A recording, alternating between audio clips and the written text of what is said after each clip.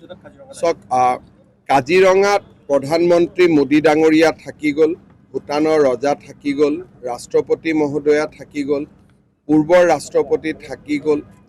যোৱা 4টা বছৰত কাজিৰঙাক বিশ্ব স্তৰত এটা আকৰ্ষণৰ কেন্দ্ৰবিন্দু কৰাৰ বাবে আমি প্ৰচেষ্টা কৰিছিলোঁ। এইবাৰ জাৰ্মানী, জাপান আৰু অষ্ট্ৰেলিয়ায়ো নিজৰ নিজৰ ট্ৰেভেল এডভাইজাৰী সংশোধন কৰিলে। মই আশা কৰিছোঁ খুব কম দিনৰ ভিতৰতে নিউজিলেণ্ডেও ট্ৰেভেল এডভাইজাৰী সংশোধন কৰিব। স্বাভাৱিকতে অসমলৈ পৰ্যটকৰ সংখ্যা বাঢ়িছে আৰু মই আশা কৰোঁ যে অহা 3-4টা বছৰত ই আৰু বহুত বেছি বাঢ়িব।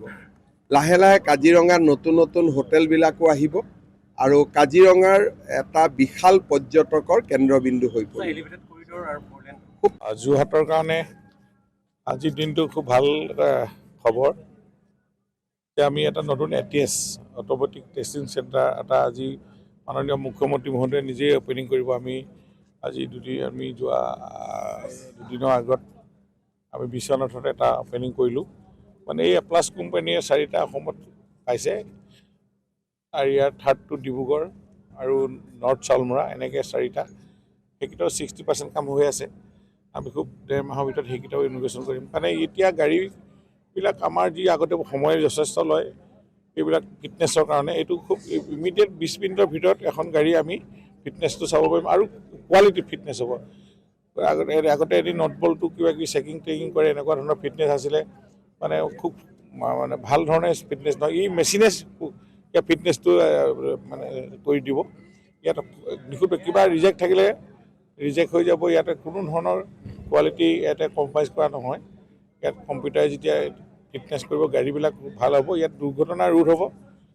এনেধৰণে আমি আৰু গোটেই ডিপাৰ্টমেণ্টটোৱে এইবিলাক মানে অনলাইন হওক বা এতিয়া ডিপাৰ্টমেণ্টটোক আগুৱাই নিবৰ কাৰণে এইটো এটা নতুন ইনিচিয়েটিভ লৈছে আমাৰ বিভাগটোৱে। গতিকেলৈ আমি আজিকালি অনলাইন চাৰ্টিফিকেট আৰু প্ৰতিটো সমষ্টিত আমি এখন মানে ড্ৰাইভিং স্কুল কৰিম আৰু প্ৰতিটো ডিষ্ট্ৰিক্টত এখন টেষ্টিং যে তেওঁ গাড়ী চলাবলৈ মানে চাৰ্টিফিকেট দিব পৰাকৈ ব্যৱস্থা হ'ব।